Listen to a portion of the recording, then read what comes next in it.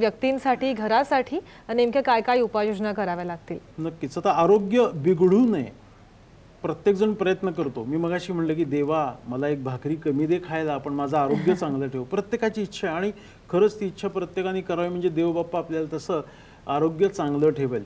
तर आपलं शरीर संवर्धनासाठी आपण काय करावं, कारला जसं आपण मेंटेनन्स ठेवतो त्या पद्धतीने.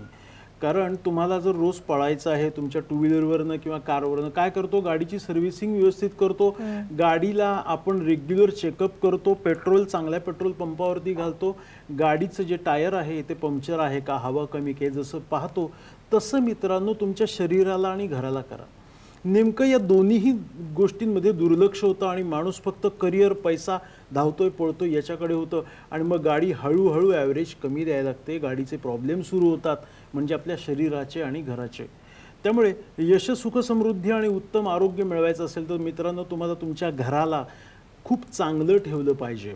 घरामध्ये आरोग्याच्या तक्रारी कमी व्हाव्या यासाठी तुम्ही काय केलं पाहिजे की घरातल्या जाळ्या जळमटं काढल्या पाहिजेत. तुमची जी कपाट आहेत ना ती कपाटं तुम्ही बघा, कपाटाच्या वरती धूळ बसलेली आहे, फॅन आहे, पंखे आहेत त्याच्यावरती धूळ बसली आहे. कारण वातावरणामध्ये जी धूळ तयार होते ती सगळी पंख्यावर बसते आणि आपण रात्री पंखा लावून झोपतो, ते गरगर पंखा फिरतो, सगळी धूळ आपल्या नाकामध्ये जाते. तुमचा जो बेड आहे, तुमचं जे बेडशीट आहे ते व्हॅक्यूम क्लिनरनी पूर्ण क्लीन करा. कारण आपण उशीवरती डोकं ठेवून झोपतो, नाक पण लागतं तिथे आणि श्वासामध्ये तर सगळी धूळ जाते. त्यामुळे तुमचं घर धूळमुक्त जास्त पाहिजे. यामध्ये मुख्य जो गोष्ट आहे त्यामध्ये तुम्हाला घरामध्ये कमी वजन, कमी सामान ठेवलं पाहिजे. कारण कसं होतं, हेवी लोडेड ट्रक घाट हळूहळू चढतो आणि जो रिकामा ट्रक असतो तो रिकामा ट्रक जोरात घाट क्रॉस करतो. म्हणजे काय, तुमच्या घरामध्ये मंदत्व आलेलं आहे, तुमच्या घरामध्ये उत्साह नाही आहे, तुमच्या घरामध्ये जर खूप असं निगेटिव्ह वाटतंय तर तुम्हाला कुठल्याही गोष्टींचा कोणाचाही सल्ला न घेता पहिल्यांदा घरामधली अडगळ भंगार काढून टाकायची, घर स्वच्छ करायचं आहे, नीटनेटक्या पद्धतीने. नुसती फरशी पुसायची नाही आहे, भिंती पण पुसून घ्यायच्या आहेत तुम्हाला, घराच्या जाळ्या जळमटं काढून घ्यायच्या आहेत. रोज आपण कपडे स्वच्छ करतो, कपडे धुतलेले घालतो, रोज आंघोळ घालतो, पण घराला काय करतो, फक्त झाडतो आणि फरशी पुसतो. अनेक घरात गेल्यानंतर मी सांगतो हे वास्तुशास्त्राचे नियम तुम्हाला नंतर सांगतो, पण पहिल्यांदा गाडगे बाबांचे नियम वापरा. स्वच्छता अभियान, आयुष्यातले बरेचसे प्रॉब्लेम सॉल्व्ह होऊन जातील. 5-6 दिवस न धुतलेला कपडा तुम्ही घालता का? नाही. एक दिवस आपल्याला रुमाल कालचा वापरलेला चालत नाही. मग घरालाही शिक्षा का? मग एक दिवशी घर पण मग तुम्हाला शिक्षा देऊ शकतं. अरे बापरे, म्हणून इतकं सगळ्या गोष्टी इम्पॉर्टंट आहेत. नाही, खरंच स्वच्छतेचं महत्त्व आपण अनेक दिवसांपासून ऐकतच आलोय, पण वास्तुशास्त्रात सुद्धा स्वच्छतेला किती जास्त महत्त्वाचं आहे हे लक्षात आले. सर, तुम्ही मगाशी सांगत होतात वास्तू व्हिजिटला जाताना तुम्ही अगदी शास्त्रयुक्त पद्धतीनं सगळं करता, एक यंत्र सुद्धा तुम्ही दाखवलं, तर त्याचा उपयोग नेमका कसा होतो? नक्कीच. आता मी वास्तू कन्सल्टिंग गेले 15 वर्षापासून करतोय. मी माझं ग्रीस म्हणजे युरोपमध्ये जिओपॅथॉलॉजी झाली. जिओपॅथॉलॉजी म्हणजे भूमीतील अशुभ ऊर्जा, अदृश्य ऊर्जा. आता वास्तू व्हिजिटला गेल्यानंतर ना प्रत्यक्ष दिसणारे दोष हे सांगितले जातात, पण काही असे दोष असतात जे सायन्स बेस आहेत, सायंटिफिकली आपल्याला डोळ्याला दिसत नाहीत. त्यासाठी अतिशय अत्याधुनिक यंत्रांचा वापर मी वास्तू व्हिजिटला करतो. मग तो फ्लॅट असू दे, बंगला असू दे किंवा एखादा कन्स्ट्रक्शनची जागा असू दे, त्या ठिकाणी भूमीतील जे काही दोष आहेत ते दोष निवारण करणे यासाठी अतिशय सायंटिफिकली असणारे जे इन्स्ट्रुमेंट आहेत ते कुणाकडे नसणारे प्रॉपरली मी सगळे यूज करतो. हा युनिव्हर्सल ऑरा स्कॅनर आहे. हा युनिव्हर्सल ऑरा स्कॅनर अतिशय महत्त्वाची बारीक सारीक सर्व आपल्याला एनर्जीज दाखवतो, शुभ अशुभ ऊर्जा या सर्वांचा वापर वास्तू व्हिजिटमध्ये करतो. यामध्ये मी एक्सपर्ट आहे. यामध्ये विविध प्रकारच्या सर्व गोष्टी ज्या आहेत त्या मला ज्या समजत नाहीत, ज्या हाताबाहेरच्या आहेत, यासाठी अतिशय सूक्ष्म पद्धतीने या सगळ्यांचं ॲनालायझिंग करण्यासाठी हा UTS म्हणजे युनिव्हर्सल ऑरा स्कॅनर. यानंतर जर्मन मेड असा हा टेन्सर म्हणून यूज करतो. आपल्या डाउजिंग माहिती आहे, डाउजिंग करून त्यावरती पेंडुलम पाहून सांगितलं तर हा जो टेन्सर आहे तो ग्रीस हा जर्मन मेड आहे. यामध्ये जिओपॅथॉलॉजी मी केलेली आहे. त्यामध्ये हे अतिशय महत्त्वाचं इन्स्ट्रुमेंट आहे. हे इन्स्ट्रुमेंट भारतात फक्त 2 व्यक्तींकडे आहे. हे इन्स्ट्रुमेंट अतिशय महत्त्वाच्या पद्धतीने वर्किंग करतं आणि हे जे इन्स्ट्रुमेंट आहे ते वास्तूतील सूक्ष्म दोष दर्शवण्याचं काम करतं. हे इन्स्ट्रुमेंट या पद्धतीने वर्किंग करतं आणि यामध्ये एक्सपर्ट आहे. 10 वर्ष यामध्ये प्रॉपर माझी एक्सपिरियन्स आहे ही यंत्र वापरण्यासाठी. त्यामुळे आपल्याला वैदिक वास्तूनुसार या सर्व गोष्टी आपण करतोच, यावरती उपाययोजना रेमेडीज देतो आणि अत्याधुनिक यंत्राद्वारे वास्तूचं परीक्षण निरीक्षण केलं जातं. कारण ॲक्युरसी वास्तू व्हिजिटमध्ये देणं हे माझं आद्य कर्तव्य आणि वास्तू तथास्तूच हा जो माझा ट्रस्टेड ब्रँड आहे, हा ट्रस्टेड ब्रँड जो आहे तो आपल्याला व्यवस्थित रिझल्ट देण्याचं काम नक्की करतो. नक्कीच. महाराष्ट्र कॉलिंगमध्ये आपण एका छोट्याशा ब्रेकसाठी थांबतो आणि सरांकडनं उत्तम आरोग्यासाठी वास्तुशास्त्र कसं उपयोगी पडतं याबद्दल अजून काही टिप्स सुद्धा जाणून घ्यायच्यात. पण घेते एक छोटासा ब्रेक. तुम्ही कुठेही जाऊ नका.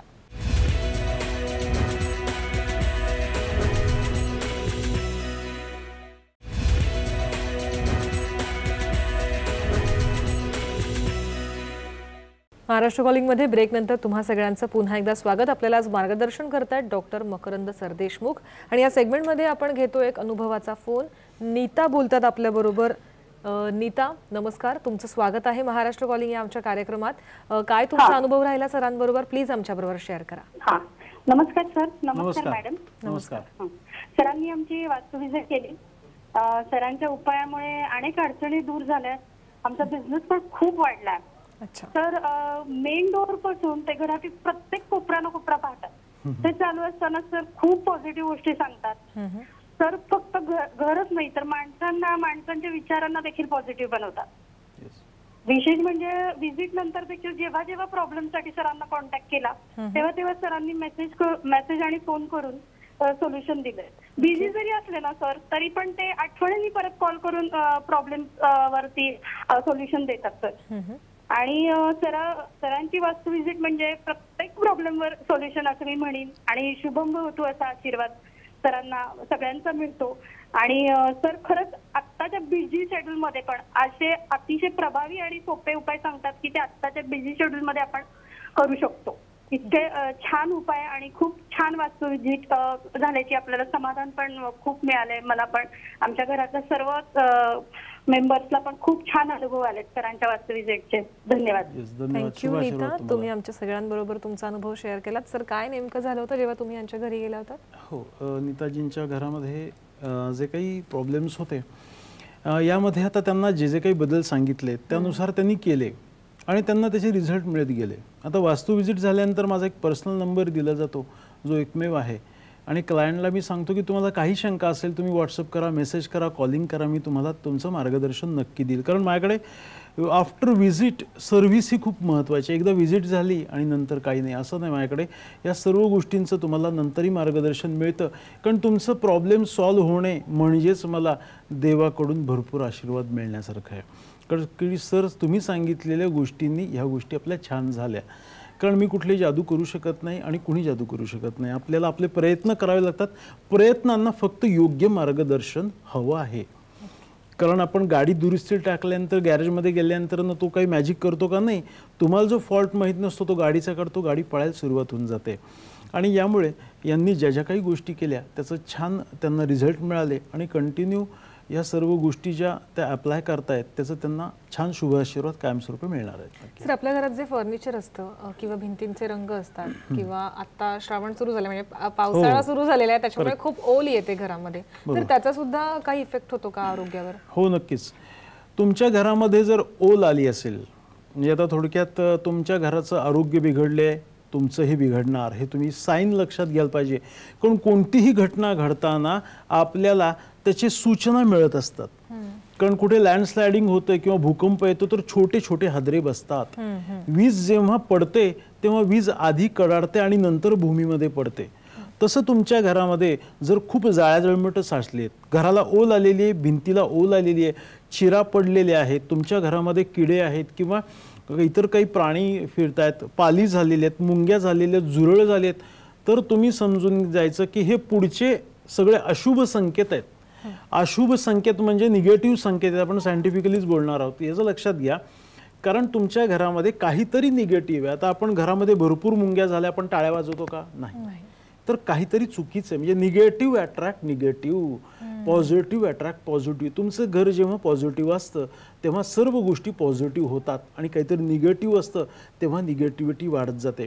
म्हणून आपण काय करायचं की हे संकेत जेव्हा घर देण्यास चालू करतं, एखादी गोष्ट विनाकारण फुटते, एखाद्या गोष्टीमध्ये कुठेतरी बिघडत जातं, तेव्हा आपण कुठंतरी चुकतंय, कोणाचं तरी मार्गदर्शन घेतलं पाहिजे, याचा विचार केला पाहिजे. कारण मित्रांनो लक्षात घ्या, तुमचं जे घर आहे ना, ते घर ऊन वारा पाऊस याचे सर्व तडाखे सांभाळून तुम्हाला आत आईच्या मायेप्रमाणे कुशीत ठेवल्याप्रमाणे ते घर तुमच्या कुटुंबियांना सुरक्षित ठेवत असतं. त्यामुळे या घराची दर वर्षाला रंगरंगोटी, घराला सर्व बाजूने कुठे लिकेजेस आलेत का, आजूबाजूला काही पडले का, या सगळ्या गोष्टी व्यवस्थित बघणं गरजेचं आहे. म्हणून घर जे आहे ते मित्रांनो प्रत्येकाला आवडतं. दिवसभर आपण काम करतो आणि संध्याकाळी कुठे जातो आपण, पुन्हा ऑफिसमध्ये जातो का, नाही, माझ्या घरी जातो, आपल्या घरी जातो. कारण घरामध्ये तुमचं ते पिल्लू वाट बघत असतं, बाबा केव्हा येत आहेत, आई केव्हा येते. ते घरामध्ये जी एक उब माया आहे ती घरातून मिळते. म्हणून मित्रांनो घराकडे लक्ष द्या. घराचंच हे शास्त्र, वास्तुशास्त्र आहे. सिंपल टेक्निक यूज करून आपल्या आयुष्यामध्ये सुख समृद्धी नक्की येऊ शकते. त्यामुळे आपल्याला आता ज्या काही गोष्टीतून तुम्हाला मार्गदर्शन मिळते त्यातून यश आणि सुख समृद्धी नक्की मिळणार आहे.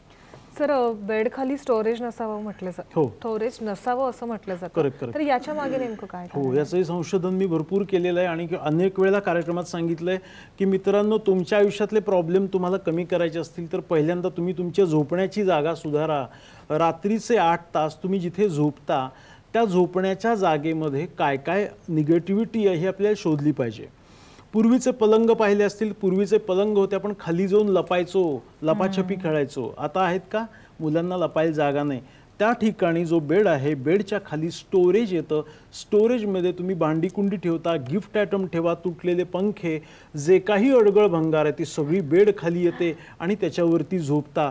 आणि याचा बेड असा डोळ्यासमोर आणला तर जसे आपले शरपंजरी झोपलेले भीष्माचार्य जसे बाणावरती झोपलेले होते तसं तुम्ही स्वतःला व्हिज्युअलाइज करा. तुमच्या बेडच्या खाली अशी जुनी भांडी आहेत, तुटलेले पंखे आहेत आणि खाली गिफ्ट आयटम ठेवलेले जुन्या फायली आहेत. याच्यावरती तुम्ही झोपला तर काय होणार लक्षात ठेवा, त्याच्यातून येणारी निगेटिव्ह पॉवर रोज तुमच्या शरीरातली पॉझिटिव्ह पॉवर खाते. जसे स्टोरेजचे बेड वापरायला चालू झाले तसे BP, डायबिटीस, कॅन्सर हा 20-30 मध्ये आला. पूर्वी हार्ट अटॅक केव्हा यायचा, 40-50ला 3 यायचे, 3 मध्ये एक आल्यानंतरच माणूस सुधरा. आता एका हार्ट अटॅकमध्येच विषय संपतो. तर मित्रांनो स्टोरेजचा बेड वापरू नका. स्टोरेज असणारा बेड हा तुम्हाला आरोग्यहानी करू शकतो. खाली ड्रॉवर आणि त्यात स्टोरेज ठेवताय. नवीन बेड तयार करताना तुम्ही काय करायचं की स्टोरेज ठेवू नकात. आणि विदाऊट बॉक्सचा बेड बघा एनर्जी निर्माण करतो, खालून एनर्जी फ्लो होते. तुमच्या बेडरूममध्ये आरसा कुठे, TV कुठे, ह्या सगळ्या गोष्टी बघणं गरजेचं आहे. आणि तुमचा जो बेड आहे तो असा इलेक्ट्रिक पॅनलपाशी यायला नको आहे. मी नेहमी सांगतो झोपताना मोबाईल बाजूला पाहिजे. इलेक्ट्रिकचे स्विच तुमच्या डाव्या उजव्या बाजूला कानाला आहेत. तुम्ही चार्जिंगचा मोबाईल देऊन रात्री झोपलेला आहे तर झोपही आपल्याला येऊ शकत नाही. झोपेमध्ये आरोग्य बिघडते आणि आरोग्य सुधारते. कोणताही डॉक्टर जेव्हा गोळी देतो तेव्हा रात्रीची गोळी हेवी देतो आणि दिवसभरातल्या गोळ्या कमी MBच्या देतो. याचं कारण असं आहे की रात्रीच्या झोपेमध्ये आजार बराही होतो आणि निर्माण पण होतो. त्यामुळे शांत झोप लागण्यासाठी, उत्तम आरोग्यासाठी आपली बेडरूम छान स्वच्छ आणि क्लीन नीट पाहिजे. ओके सर, मगाशी तुम्ही दरवाजाबद्दल सांगत होतात. तुमचा दरवाजा पूर्वमुखी असला पाहिजे असं तुम्ही म्हणालात. पण अनेकदा असं होतं की दरवाजा दक्षिणेच्या दिशेला सुद्धा असतो. तर मग काय याच्या मागचं नेमकं कारण काय की दक्षिणेला दरवाजा असू नये? हो, दक्षिणेला दरवाजा असू नये याचा सायंटिफिकली आपण जर अभ्यास पाहिला तर ग्रंथांमध्ये या सर्व गोष्टींमध्ये सांगितलं की त्या ठिकाणी अशुभ पद आहे, अशुभ तत्व त्या ठिकाणी आहे. आपण म्हणतो की यमदूत त्या ठिकाणी आहेत. तर आपण थोडंसं आपण सायंटिफिकली याचा विचार केला तर मगाशी मी तुम्हाला सांगितलं सूर्य पूर्वेमध्ये उगवल्यानंतर ना त्याची परिक्रमा उजव्या हाताला सुरू होते. पूर्वेतून तो आग्नेयेला येतो, आग्नेयेतून दक्षिण येतो, तो दक्षिणेतून नैऋत्येला जातो आणि नैऋत्येतून पश्चिमेत येऊन तो वायव्येच्या आणि पश्चिमेच्या मध्यात मावळतो. व या परिक्रमेमध्ये सूर्य हा आग्नेय दिशेपर्यंत कोवळा सांगितलेला आहे. कोवळी हलकी हलकी सूर्यकिरण घरात येतात. परंतु आग्नेयपासून दक्षिणपर्यंत येणारा हा सूर्यप्रकाश अतिशय तप्त गोळा होतो, अतिशय आग ओकतो आणि पृथ्वीवरचं पाणी आणि ग्रीनरी शोषून घेतो. म्हणून दक्षिण दिशेला सूर्याचा अतिशय मोठा तप्त गोळा हा घराच्या दरवाजासमोर आला. तिथं खिडक्या असतील तर घरामध्ये हे निगेटिव्ह मॅग्नेटिक फील्ड आणि अतितप्त हे निगेटिव्ह अल्ट्राव्हायोलेट किरण घरामध्ये आपली निगेटिव्हिटी सोडू शकतात. म्हणून दक्षिण दिशा बंद असावी, दक्षिणेला दरवाजा नसावा, ह्या गोष्टी सांगितलेल्या आहेत. यामध्ये याच्या अपोजिट उत्तर दिशा पाहिली तर उत्तरेला सूर्यप्रकाश कमी आहे. उत्तरेला पाणी जलतत्व यासाठी सांगितले की सूर्य तिथे येत नाही, हा रिफ्लेक्टेड सूर्यप्रकाश येतो. आणि दक्षिण दिशे उजवी बाजू सूर्याची आहे, त्यामुळे तिथे अग्नितत्व आहे. म्हणून दक्षिणेचा दरवाजा नको आणि दक्षिणेला खिडक्या नको असं आपल्याला शास्त्रामध्ये सांगितलंय. ओके सर, आपल्याला एक फोन येतोय कोल्हापूरवरनं अजित यांचा. अजित, आपला प्रश्न विचारा.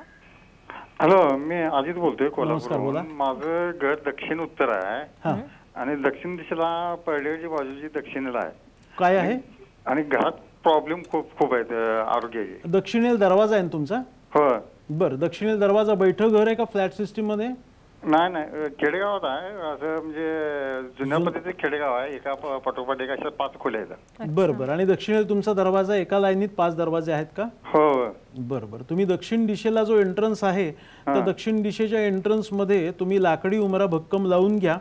मेन जो तुमचा दरवाजा आहे त्या दरवाजाला ग्रीन कलरचं कापड एक पडदा सोडा आणि आतला जो दरवाजा आहे त्याला सुद्धा तुम्ही एक ग्रीन कलरचा पडदा सोडा. म्हणजे काय होतं, आणि दक्षिण दिशेला जेवढं तुम्हाला जडत्व टाकता येईल, दक्षिण भिंतीला जेवढं तुम्हाला वजन टाकता येईल तेवढं नक्की टाका. आता दक्षिणेला दरवाजा आल्यामुळे आपोआपच तुमच्या बेडरूम उत्तर पूर्व ईशान्येमध्ये, म्हणजे जिथे शयनकक्ष निषिद्ध आहे अशा ठिकाणी गेल्यामुळे आरोग्याच्या तक्रारी निर्माण होत आहेत.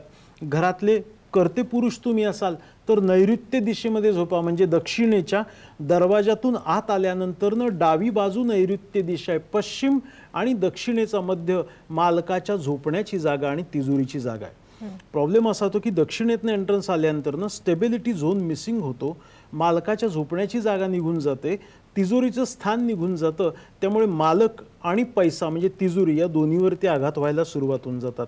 वास्तू व्हिजिटसाठी नाव नोंदवा, आपण पाहून घेऊयात. परंतु हे साधे सोपे उपाय करा, तुम्हाला जास्त फायदा होऊन जाईल. वेबसाईटला देखील तुम्ही बघू शकता, बरेचसे उपाय लिहिलेले आहेत.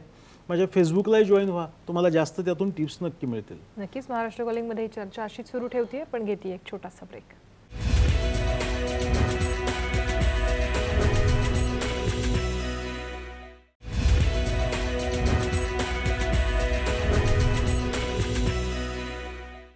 महाराष्ट्र कॉलिंगमध्ये ब्रेकनंतर पुन्हा एकदा तुम्हा सगळ्यांचं स्वागत. आपल्याला आज मार्गदर्शन करतात डॉक्टर मकरंद सरदेशमुख.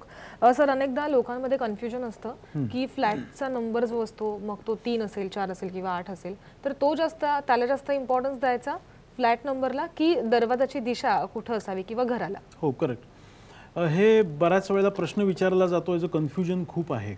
करेक्ट. तर मी याचा विचार असा करतो की मूळ